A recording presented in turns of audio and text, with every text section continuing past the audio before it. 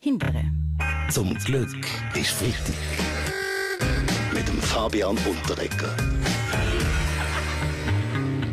Welche Schlagzeilen haben diese Woche zu reden gegeben? Zum Beispiel die hier, eine Verkehrsstudie, die gezeigt hat, dass die Romans mehr besoffen Auto fahren als wir Deutschschweizer. Was meint unsere kompetente Freitagsrunde dazu? Weltwochenchef Roger Köppel, deckt sich das mit Ihren Recherchen?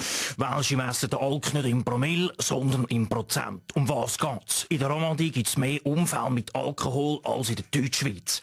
Wegen der SRF-Mitarbeiter, die ein Alkoholproblem haben. Zum Beispiel der Walliser Rainer Maria Salzgeber.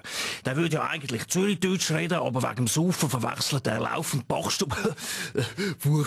Rainer Maria Salzgeber? Ja, das ist eine unkirchliche Unterstellung, oder? Das müssen wir diskutieren. Das ist doch eine unkirchliche Unterstellung. Das ist doch so kriegelgroß. Oh, gut, dann sag mal 3-mal hintereinander Fußball. Fußball.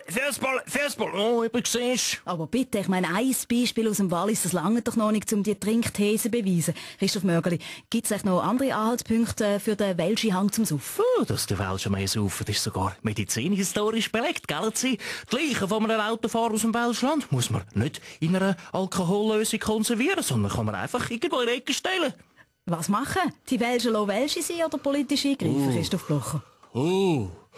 Muss ich Ihnen sagen, Frau Petsch, so wie ich die Gemeinde Welsche kenne, hat er für all die Unfälle unterbaut nicht einmal eine Baubewilligung.